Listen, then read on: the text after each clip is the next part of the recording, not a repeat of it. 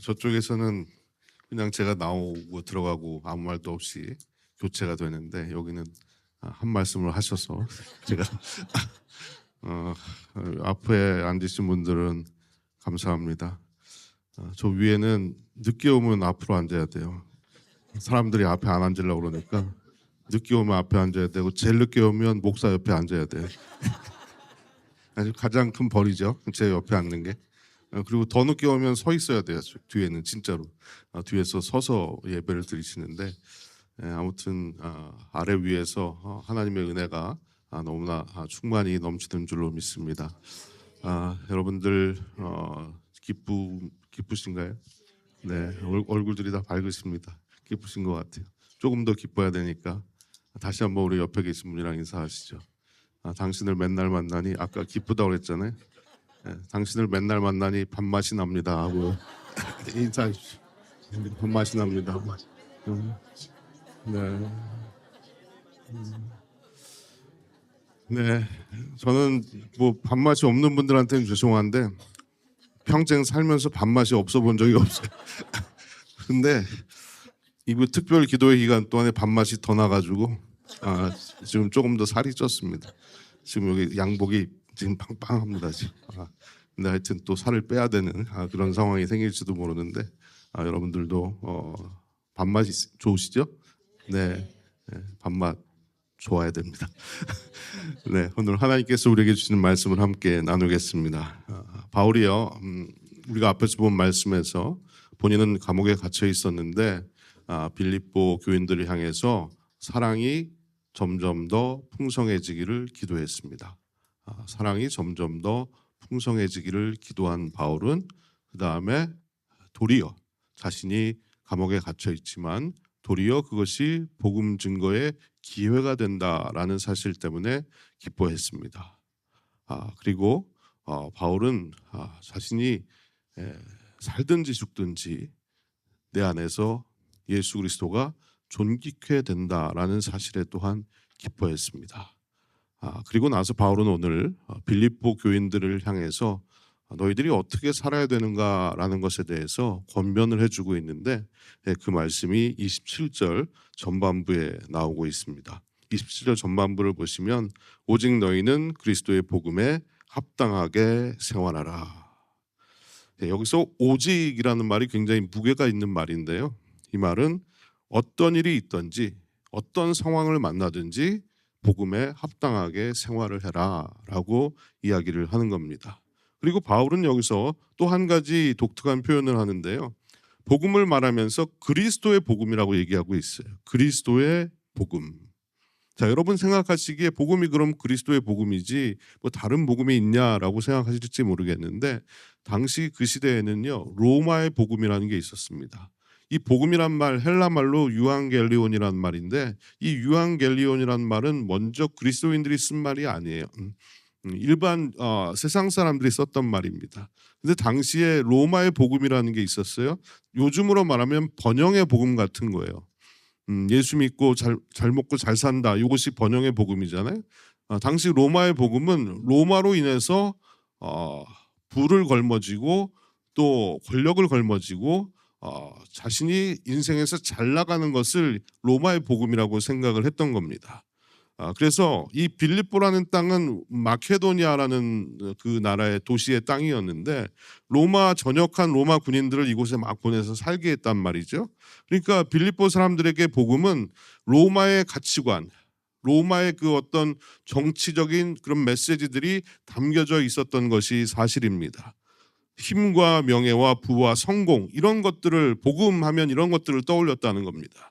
그래서 바울은 의도적으로 로마의 복음이 아니라 그리스도의 복음이다라고 이야기를 하고 있는 거예요. 그러면 그리스도의 복음은 무엇입니까? 그리스도의 복음은 용서와 화해의 복음이라는 거죠. 사랑의 복음이고 생명의 복음이라는 겁니다.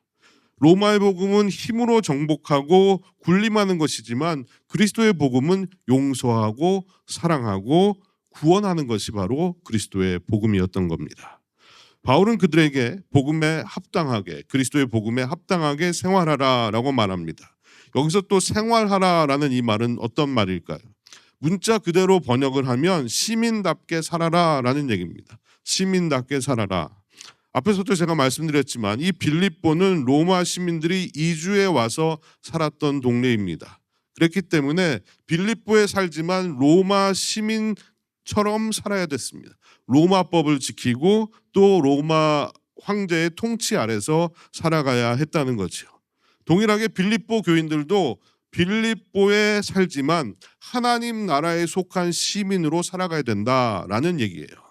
하나님의 법에 순종하고 또 하나님을 어떻게 따르고 하나님께 충성을 다할 것인가를 생각하며 살아라라는 말로 사용을 한 것입니다. 그래서 복음에 합당하게 살라는 이 말은 하나님 나라의 시민답게 살아라라는 이야기입니다. 또 오늘 복음에 합당하게라는 이 말이 오늘 이 전체 말씀의 키워드라고 볼 수가 있어요. 복음에 합당하게. 저는 문득 이런 생각이 들었어요. 여러분 생각해 보십시오. 복음을 여러분들이 전하시는 것과 복음에 합당하게 사는 것 두 가지 중에 뭐가 더 중요하겠습니까? 네, 복음을 전하는 것 너무너무 중요합니다. 전파하는 이가 없이 어찌 들으리요라고 얘기했잖아요. 우리가 복음을 전해야 됩니다. 영혼 구원을 위해서 복음을 전하는 것이 너무너무 중요한 일입니다. 그래서 바울은 복음을 전하는 일에 자신도 최선을 다했습니다. 하지만 복음을 전하기만 하고 복음에 합당하게 살지 못한다면 복음을 전하지 않은 것만도 못하는 경우가 생길 때가 있다는 거죠. 우리 주변에 그런 경우들이 많이 있지만 특별히 한국의 연예인들 중에 나는 예수 믿는 사람입니다, 기독교인입니다 라고 하는 사람들이 꽤 많습니다. 근데 전부는 아니지만 그 중에 일부를 보면 가끔씩 뉴스에 나와요. 근데 어떤 뉴스에 나왔냐, 사기를 쳤다든지 아니면 이상한 불법을 저질렀다든지 또 도박을 했다든지 이런 안 좋은 뉴스로 그 예수 믿는다고 얘기했던 사람들이 뉴스에 나오는 것을 보면 너무 마음이 안타까워요. 차라리 예수 믿는다고 얘기를 하지 말든지 자기는 예수 믿는다라고 얘기해놓고선 그런 일이 생기더라는 거죠. 그리고 제가 가끔씩 연예인들 중에 믿음이 신실한 사람들을 설교 시간에 이렇게 소개를 하는데 제가 소개를 하면 꼭 사고를 치더라고요. 그 다음에 사고를 쳐가지고 제가 민망해 죽겠어요. 그 사람이 굉장히 신실한 사람이라고 얘기를 했는데 성도들에게 말씀을 드렸는데 그 사람이 또 사고를 쳐요. 감옥에 들어간다고 그러고 하여튼 누구를 속였다고 그러고 세금을 포탈했다고 그러고 하여튼 도대체 알 수가 없어요. 그래서 복음을 전하는 것도 중요하지만 복음에 합당하게 사는 것이 정말로 중요한 것이다. 여러분, 우리도 마찬가지입니다. 내가 주님을 사랑한다고 고백할 수 있어요. 또 나는 예수를 믿는다라고 고백할 수 있습니다. 하지만 내가 믿는 복음이 과연 그리스도의 복음인지, 그리고 나는 복음에 합당하게 살고 있는지를 날마다 되돌아봐야 된다는 겁니다. 안 그러면 우리도 금방 무너지고 쓰러질 수밖에 없다는 거죠.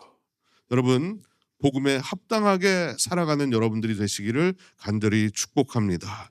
이제 바울은 그러면 어떻게 사는 것이 복음에 합당하게 사는 거냐, 그것을 지금 얘기해 주고 있는데, 첫 번째로 복음에 합당하게 생활하는 것은 서로 협력하는 것이다 라고 말합니다. 27절 후반부를 한번 보겠습니다. 너희가 한 마음으로 서서 한 뜻으로 복음의 신앙을 위하여 협력하는 것과 라고 되어 있지요.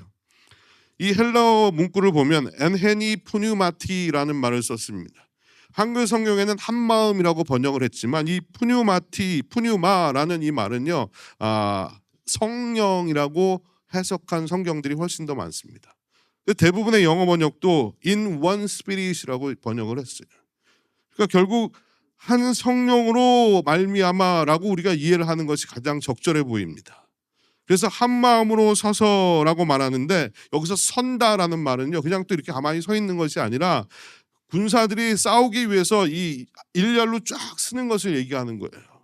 그래서 고대 전투에서는 이 전열이 굉장히 중요했습니다. 한 줄로 쫙 쓰고 그 다음에 한 줄로 쓰고, 그래서 착착착착 앞으로 나가가지고 창이나 칼로 막 싸우잖아요. 근데 이 줄을 서는 게 굉장히 중요했거든요. 그래서 이 줄을 흐트리지 않고 한 줄로 서는 것, 딱 전투에 임할 태세를 갖는 것, 그것이 바로 서서라는 말의 뜻이라는 겁니다. 결국 복음에 합당한 삶이란 공동체가 한 성령 안에서 함께 서 있는 것을 얘기하는 겁니다. 공동체가 한 성령 안에서 함께 서 있는 것.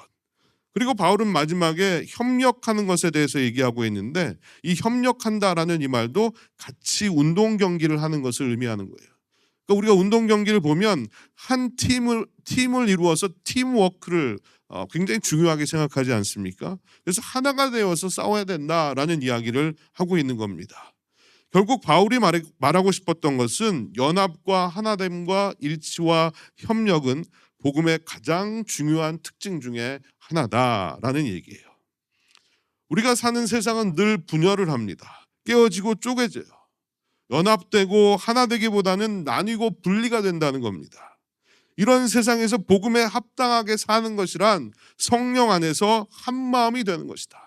우리가 교회 공동체 안에서도 그렇고 여러분들의 가정 공동체 안에서도 그렇고 다양한 사람들이 모여 있잖아요. 4식구 5식구가 사는데도 식성이 다 틀리고 다 성격이 틀리고 서로 취향이 다 틀려요. 맞추는 것이 쉽지가 않습니다. 뭐 아이들과 어디 가서 먹으려고 그래도 어떤 애들은 한식을 좋아하고 어떤 애들은 양식을 좋아하고 뭐 이래가지고 뭐 어디로 가야 될지 잘 모를 때가 있어요. 교회도 마찬가지입니다. 교회는 뭐 한두 명이 모여 있는 것도 아니고 수백 명, 더 큰 교회들은 뭐 수천 명이 모여 있는 그런 공동체인데, 이거를 마음을 맞춘다는 것이 결코 쉬운 일이 아니라는 겁니다. 서로 많은 생각들과 주장들을 하나 되게 하는 것은 바로 성령이 하시는 일이다. 그리고 복음의 능력으로 그것이 가능하다라고 이야기를 하는 겁니다. 제가 하나의 예를 들어보겠습니다. 교회 안에도 다양한 정치적인 견해들을 가지신 분들이 계십니다. 빨간색을 지지하시는 분들이 계시고 또 파란색을 지지하시는 분도 계세요. 그런가 하면 이것도 저것도 아닌 분들도 계십니다. 그런데 여기서 한 마음 한 뜻이 된다는 것은 모두 다 빨간색이 돼야 된다, 모두가 파란색이 돼야 된다, 그런 이야기를 하는 것이 아닙니다. 그거는 가능하지도 않고 다양성을 무시하는 거예요. 중요한 것은 뭐냐 하면 각자의 정치적인 견해가 복음보다 앞서서는 안 된다는 겁니다. 이런 생각이 있고 저런 생각이 있을 수 있습니다. 또 주장이 있을 수 있지만 복음을 위해서 한 성령 안에서 서로 협력하는 것이 복음에 합당하게 사는 것이다 라는 거예요. 제가 뭐 정치적인 얘기를 했지만 다른 것도 마찬가지입니다. 우리가 내 생각이 있고 당신 생각이 있고 서로 다 다른 생각이 있지만 그것이 복음보다 앞서서는 안 된다는 겁니다. 복음이 가장 중요한 것이고 우리가 복음 안에서 우리의 생각을 조율해야 된다는 거예요. 여러분, 우리는 항상 자기 주장을 하고 어떤 생각을 펼칠 때 가장 먼저는요, 내 생각이 맞는지 틀린지를 먼저 생각해야 됩니다. 아무리 생각해도 내 생각이 맞다면 그 다음에는요, 다른 사람의 생각도 맞는 것인지 틀린 것인지를 한번 생각해 봐야 된다는 거예요. 왜 그러냐 하면 우리는 자꾸 내 생각만 맞고 다른 사람의 생각은 틀리다라는 전제를 가지고 모든 사람을 대하기 때문에 자꾸 문제가 생기기 때문에 그런 거예요. 그 다음에는 그러면 내가 생각한 대로 꼭 그렇게 돼야만 되는가라는 것도 한번 생각해 보셔야 돼요. 내가 생각한 대로 되지 않아도 되는 경우들이 굉장히 많습니다. 근데 우리는 내 생각대로만 돼야 된다라고 끝까지 자기 주장을 할 때가 있더라는 거예요. 근데 이것도 한번 우리가 조심스럽게 생각을 해봐야 돼요. 근데 가장 중요한 것은 뭐냐 하면 무엇이 복음에 합당한 것인가, 무엇이 하나님의 기쁨이 되는 것인가를 생각하셔야 된다는 거예요. 내가 어떤 주장을 할 때, 또 내가 어떤 일을 하려고 할 때 그것이 과연 복음에 합당한 것인지 하나님이 기뻐하시는 것인지를 늘 따져보셔야 된다는 겁니다. 이게 최종 권위를 가지고 있는 것이 바로 하나님이 기뻐하시냐 아니냐를 따지는 겁니다. 여러분, 하나님은 내 생각대로 돼야만 영광 받으시는 분이 아니십니다. 내 생각대로 되지 않아도 하나님은 얼마든지 당신의 교회를, 우리의 가정을 아름답게 세워가실 수 있는 분이십니다. 여러분, 하나님은 우리가 한 성령 안에서 한 마음으로 하나 되는 것을 기뻐하신다는 겁니다. 내 성격과 내 방식으로는 절대 포기할 수 없고 양보할 수 없지만 주님 때문에, 복음 때문에 나를 깨뜨리고 서로를 끌어안고 받아줄 수 있는 그런 공동체가 되는 것이 바로 하나님이 원하시는 것이다. 그것이 바로 복음에 합당하게 사는 것이다 라는 겁니다. 복음은 분열시키는 것이 아니라 깨는 것이 아니라 하나 되게 하는 것이다. 이 사실을 여러분 꼭 기억하실 수 있기를 바랍니다.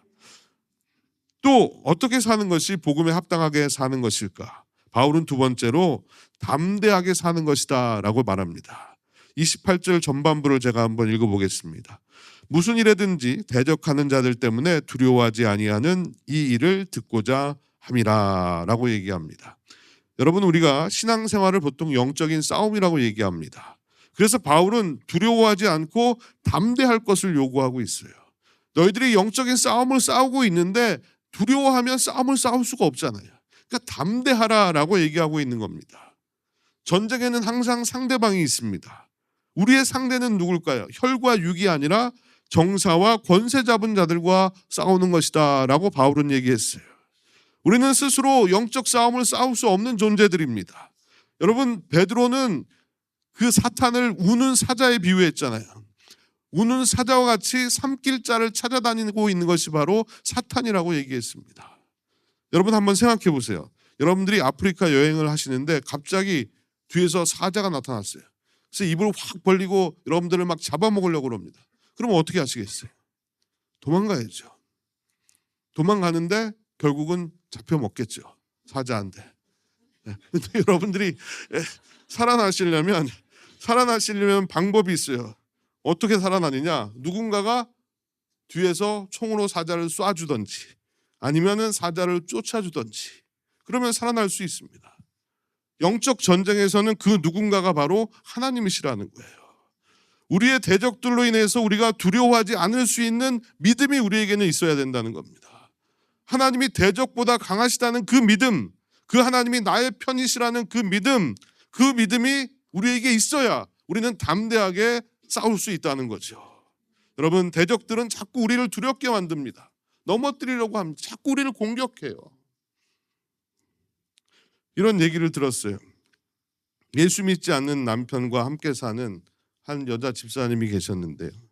남편이 교회 나가는 것을 그렇게 반대를 하더랍니다. 남편 때문에 때로는 맞기도 하고 교회 간다고 하여튼 뭐 너무너무 고충이 많은 거예요. 자기만 안 나가면 되는데 교회 나가는 사람을 막 못 나가게 하고 막 괴롭히니까 심지어는 때리고 막 그러니까 더 이상 견디기 어려운 상황이 생겼습니다. 그래서 믿음을 포기하고 싶은 마음이 생겨서 목사님을 찾아가서 상담을 했대요. 그래서 자신의 고충을 쭉 얘기를 했습니다. 목사님, 남편이요, 제가 교회 나가면 저를 죽인답니다. 얼마나 무섭습니까? 그래서 목사님한테 상담을 하고 고백을 했더니 목사님이 많이 어려우시겠습니다. 하지만 포기하지 마십시오. 제가 함께 기도하겠습니다 라고 위로를 해서 돌려보냈습니다. 근데 얼마 후에 집사님이 다시 목사님을 찾아와서 목사님 감사합니다. 목사님이 기도해 주셔서 이제 남편이 저를 죽이지 않겠다고 그럽니다. 너무너무 감사합니다. 그렇게 얘기하더니 그 다음에 하는 말이 제 남편이 목사님을 죽이겠다고 합니다. 그렇게 얘기를 하더니 여러분, 이 이야기는 우스갯소리지만 사실 우리는 늘 영적인 싸움을 싸우고 있는 거예요. 계속 우리는 무언가의 도전을 받고 있고 무언가의 공격을 받고 있습니다. 그런데 우리가 이 싸움을 싸울 때 잊지 말고 기억해야 되는 것은 바울이 29절에 이렇게 얘기하고 있어요. 29절에 보시면 그리스도를 위하여 너희에게 은혜를 주신 것은 다만 그를 믿을 뿐 아니라 또한 그를 위하여 고난도 받게 하려 하심이라. 여러분, 이 말씀을 풀어보면요, 하나님이 우리에게 은혜를 주셨는데요, 그 은혜는 믿는 은혜와 고난받는 은혜라는 거예요.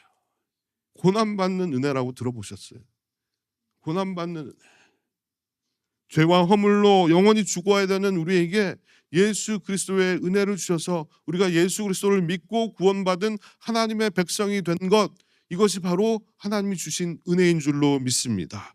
여러분, 아무리 얘기해도 믿지 못하는 사람들이 세상에 얼마나 많습니까? 그런데 내가 믿어져요. 그리고 예수 그리스도를 나의 구주로 고백할 수 있어요. 이거는 정말 하나님이 우리에게 주신 은혜인 줄로 믿습니다. 근데 뿐만 아니라 고난을 통해서 은혜를 주셨다. 다른 말로 하면 고난을 이기는 은혜를 주신다라는 얘기입니다. 우리가 좋든 싫든 우리는 살면서 고난을 피할 수가 없습니다. 그런데 그 고난 속에도 은혜가 있다는 겁니다. 영적 전쟁을 하는 것은요, 그 자체로 고난이에요. 날마다 싸워야 되니까. 하지만 우리의 고난은 하나님의 은혜의 통로가 된다는 거예요. 나치 독일의 그 핍박에서 유대인들을 구해주고 또 도와주었던 코리 텐붐 여사라는 분이 계세요. 너무나 고통을 당하는 유대인들을 보고 마음이 너무 아프고 힘들어서 그 유대인들을 숨겨주고 또 피신시켜 주었던 그 죄목으로 결국 잡혀서 이분도 감옥에 갇히게 됩니다. 근데 그 감옥 안에서 힘들어하는 많은 사람들에게 이 코리 텐붐이 이렇게 권면을 했다고 합니다. 잘 한번 들어보십시오. 우리가 기차를 탔다고 합시다. 기차가 굴속을 지나느라고 답답하고 사방이 어두워졌다고 해서 기차에서 뛰어내리시겠습니까? 아니지요. 그때도 우리는 믿어야 합니다. 기관사를 믿어야 합니다. 기관사가 나를 무사히 목적지까지 데려다 줄 것을 믿고 가만히 쉬는 것을 우리는 배울 수 있어야 합니다. 그렇습니다. 고난이란 어둠이 왔다고 우리 인생이란 기차에서 뛰어내릴 수는 없는 겁니다. 이 어둠의 터널을 지나서 우리의 목적지까지 안전하게 우리를 데리고 가실 분은 바로 하나님이십니다. 그분을 우리가 확실히 믿는다면 우리는 그분이 주시는 위로와 또 축복을 경험하게 될 줄로 믿습니다. 우리가 그 하나님을 온전히 믿을 때 우리 안에서는 기쁨이 넘치게 되는 겁니다. 여러분, 예수님이요 팔복을 얘기하시면서 애통하는 자가 복이 있다라고 말씀하셨어요. 애통하는 자, 아파하는 자, 슬퍼하는 자, 또 고난을 통해서 힘들게 고통을 호소하는 자, 그들이 복이 있다라고 말씀하십니다. 왜 그런 겁니까? 그 이유는 그들이 위로를 받을 것이기에, 그들이 위로를 받는다 했습니다. 여러분, 우리는 고난을 복이라고 생각하지 않습니다. 그런데 예수님은 복이라고 말씀하세요. 고통스럽고 아프고 괴로운 고난은 아무짝에도 쓸모없는 것이라고 우리는 생각하지만, 빨리 피하고 싶은 것이라고 생각하지만, 그 고난 가운데 위로하시는 하나님을 만날 수 있다면 그 고난은 내게 복이 되는 겁니다. 여러분, 저는 고난 그 자체가 복이라고 생각하지는 않습니다. 하지만 고난 속에서 하나님의 위로를 만날 수 있다면 그 고난이 복이고 은혜인 줄로 믿습니다. 여러분, 고난을 통해서 하나님의 위로를 만나시고 하나님의 위로가 필요한 사람들에게 위로를 나누어 줄 수 있는 여러분 모두가 되시기를 간절히 축원드립니다. 여러분, 나밖에 모르고 불같이 화를 내고 나만 믿고 살았던 내가 조금씩 예수님을 닮아가기 시작하고 예수님의 향기가 나기 시작하는 것, 그것이 바로 예수님의 기쁨이고 우리 모두의 기쁨인 줄로 믿습니다. 바울은 이렇게 고백합니다. 골로새서 1장 24절에 보시면, 나는 이제 너희를 위하여 받는 괴로움을 기뻐하고 그리스도의 남은 고난을 그의 몸된 교회를 위하여 내 육체에 채우노라. 저는 목사로서 이 말씀이 제 자신이 가야 될 길을 보여주는 말씀이라고 생각했습니다. 예수 그리스도의 남은 고난을 내가 받을 수 있다면 그 또한 영광이고 은혜인 줄로 믿습니다. 하나님은 오늘도 바울을 통해서 우리에게 그리스도의 복음에 합당하게 생활하라라고 말씀하십니다. 여러분, 말씀을 다시 한번 정리해 보면 어떻게 사는 것이 복음에 합당하게 사는 것입니까? 믿는 자들을 향해서는 한 성령 안에서 하나 되는 것, 이것이 바로 복음에 합당하게 사는 것입니다. 대적들을 향해서는 담대하게 사는 것, 그것이 바로 복음에 합당하게 사는 것입니다. 여러분, 우리가 복음에 합당하게 살아갈 때 우리는 주님이 주시는 기쁨으로 충만할 줄로 믿습니다. 여러분, 기쁨을 충전하기를 원하십니까? 복음에 합당하게 사시기를 축복합니다.